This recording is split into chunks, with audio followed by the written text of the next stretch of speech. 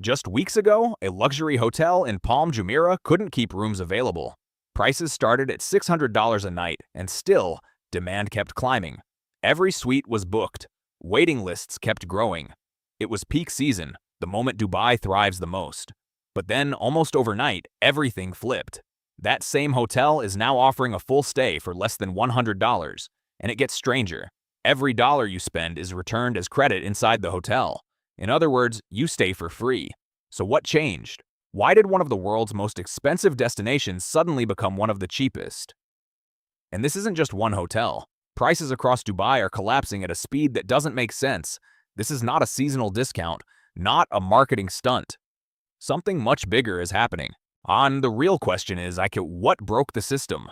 Just days before this collapse, Dubai was operating at full speed. The city was on track to welcome over 19 million visitors in 2026.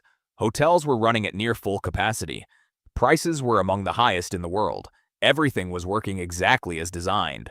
For decades, Dubai had built a reputation for precision, a system engineered to absorb global demand and convert it into record-breaking tourism numbers. Every part of the machine was optimized. Flights arrived on time. Hotels delivered flawless service. Luxury wasn't just expected, it was guaranteed. And for a long time, that system felt unstoppable. But then, in a single weekend, the momentum disappeared. Occupancy rates didn't just drop, they collapsed, from record highs to below 20% in a matter of days. But hotels that were once impossible to book suddenly had empty floors. Suites that required months of planning became instantly available. At the same time, something even more alarming was happening. Airport screens began to change. Instead of constant arrivals, cancellations started to dominate. Flights were grounded, routes were suspended. The steady flow of tourists, the lifeblood of the city, was suddenly cut off. And this wasn't limited to one area or one segment. It was happening across the entire ecosystem. From luxury resorts on Palm Jumeirah to hotels in downtown, the silence was the same. Reception desks that once handled non-stop check-ins were now empty. Hallways that used to be filled with guests became quiet. This wasn't a slow decline. It was abrupt, violent, almost unreal. And that's what makes this situation different. Because this is not the low season, not a temporary dip, not a minor correction in pricing.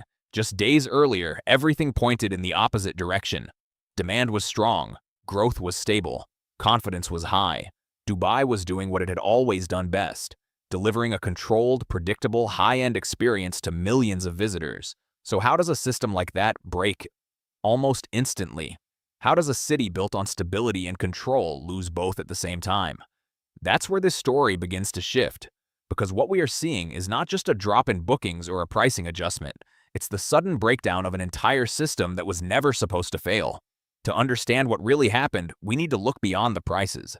Now, falling rates are just the surface. The real issue runs much deeper, because Dubai's tourism model was built on one core promise: absolute certainty. The idea was simple. No matter what was happening in the world, Dubai would remain stable, safe, predictable, a place where nothing goes wrong. That promise became the foundation of everything.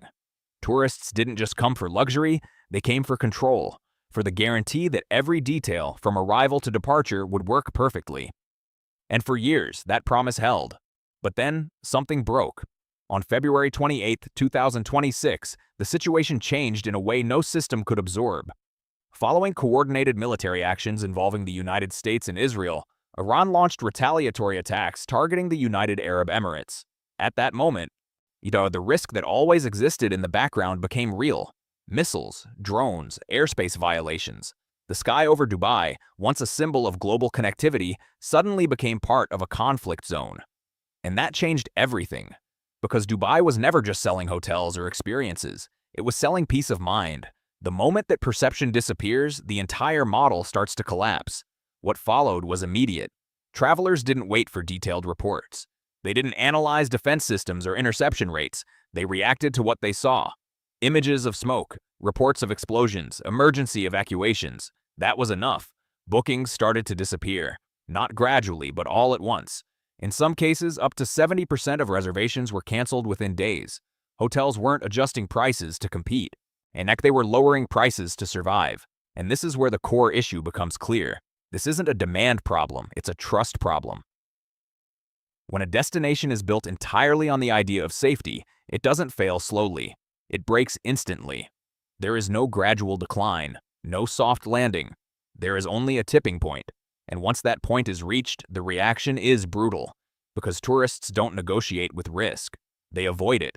They don't wait to see if things improve. They simply choose somewhere else. That's exactly what happened here. In a matter of hours, Dubai shifted from being one of the most desired destinations in the world to one that people quietly removed from their plans.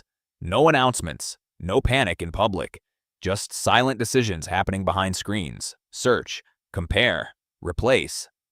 And suddenly, the flow stops. This is why the collapse feels so extreme, because nothing physical needed to be destroyed for the system to fail.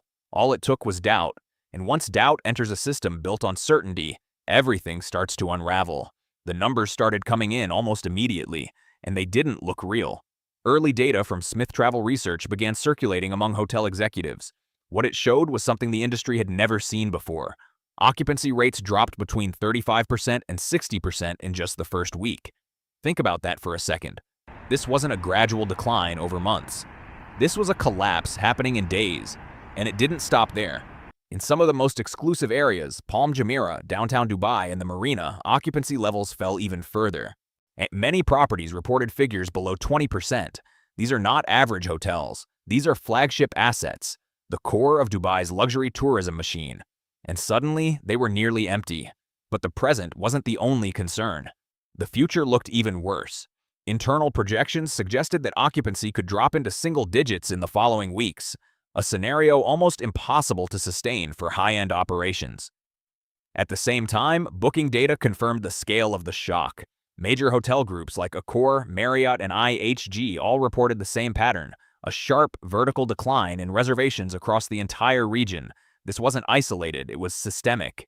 Executives on the ground began to speak openly. Eddie Bosson, CEO of Majestic Hotels, described the situation with clear concern.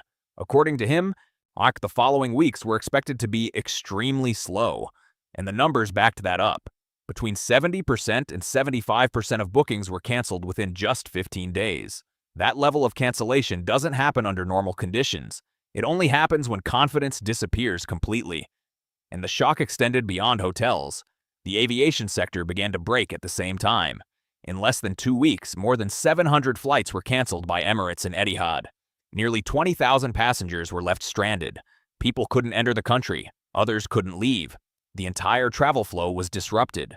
Then came another signal. At the port of Dubai, an MSC cruise ship carrying over 6,300 passengers remained anchored. Guests couldn't disembark because their return flights had been canceled. The situation became unsustainable. Eventually, MSC made a drastic decision. All winter itineraries in Dubai were canceled. A complete withdrawal. And when you zoom out, the scale becomes even more severe. Tourism economics projected that the Middle East could lose between 23 and 38 million international visitors in 2026.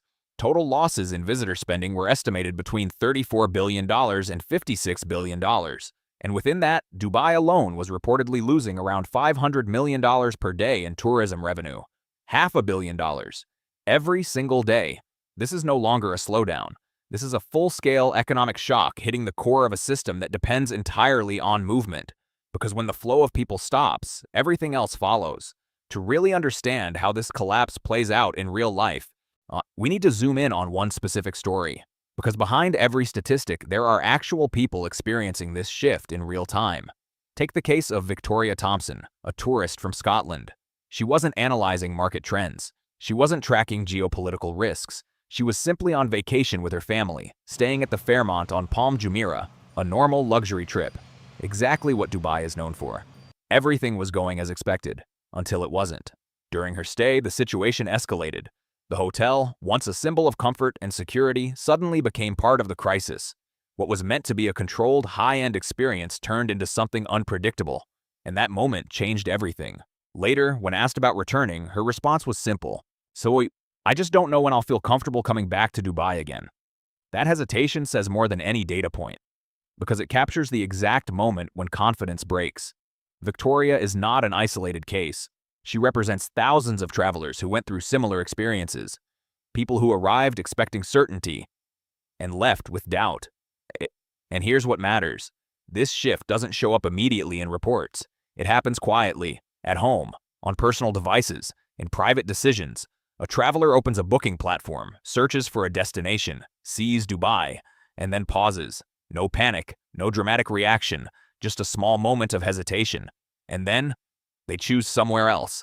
That's how the system starts to lose momentum, not through headlines, but through thousands of invisible decisions happening at the same time.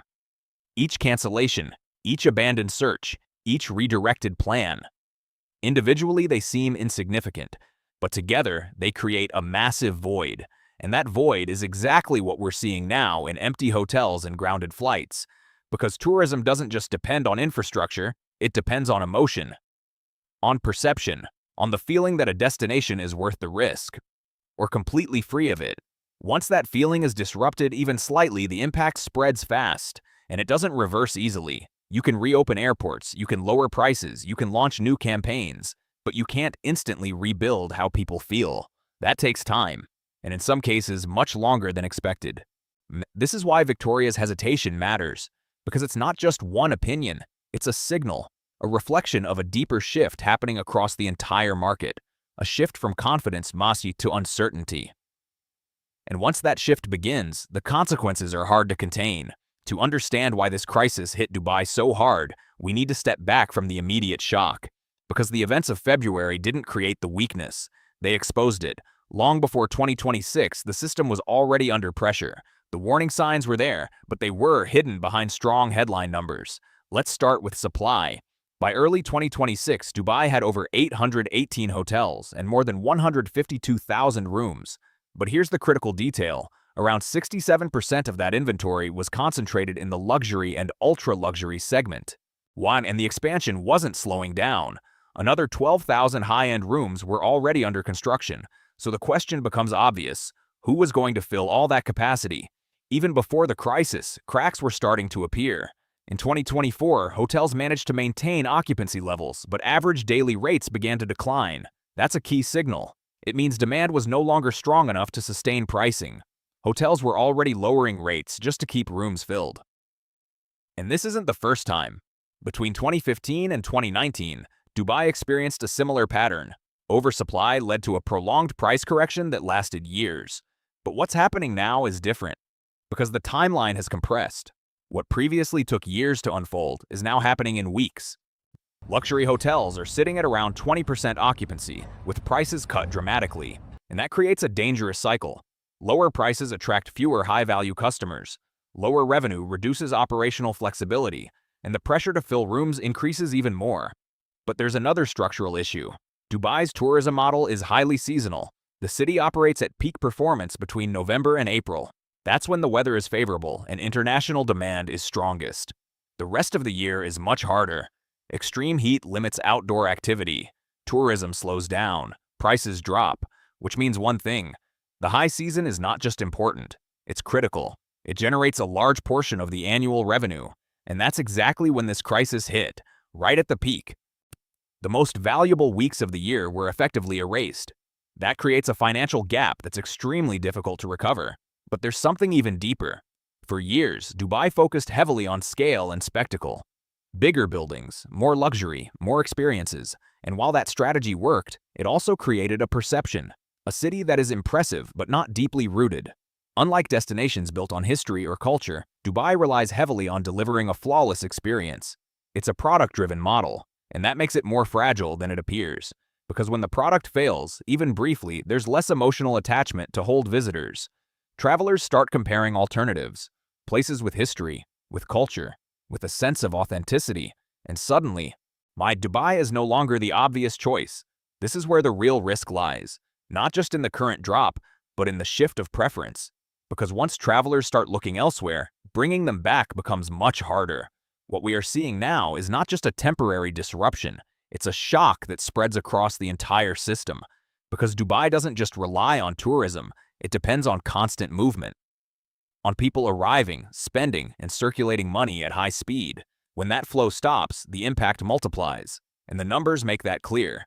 Estimates suggest that Dubai alone has been losing around $500 million every single day in tourism revenue. $500 million disappearing daily.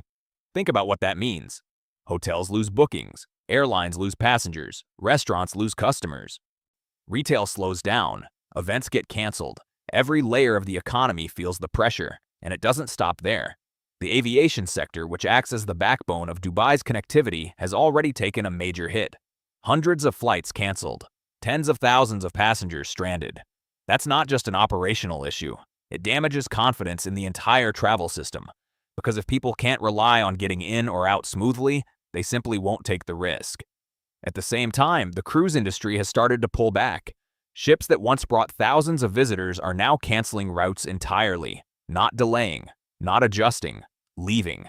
And each of these decisions sends a signal to the market, a signal that uncertainty is still too high. But the most important impact is not the immediate financial loss, it's the long-term effect on perception. Because tourism doesn't operate like other industries. It doesn't recover the moment conditions improve. It recovers when people feel safe again. And that feeling is fragile. Once broken, it takes time to rebuild. You can reopen airports, you can stabilize operations, you can even restore infrastructure quickly, but you cannot instantly restore trust. And without trust, demand remains weak. This creates a dangerous gap. Costs remain high, supply stays elevated, but demand struggles to return, which leads to more price cuts, more pressure, more instability, and that cycle can last much longer than expected. There's also a psychological shift happening. Travelers are not just canceling trips. They are rethinking their choices. They are asking different questions. Not just, is it attractive, but is it safe? And once that question enters the decision process, everything changes. Because safety is not negotiable. It becomes the first filter. And if a destination fails that filter, even temporarily, it loses its position.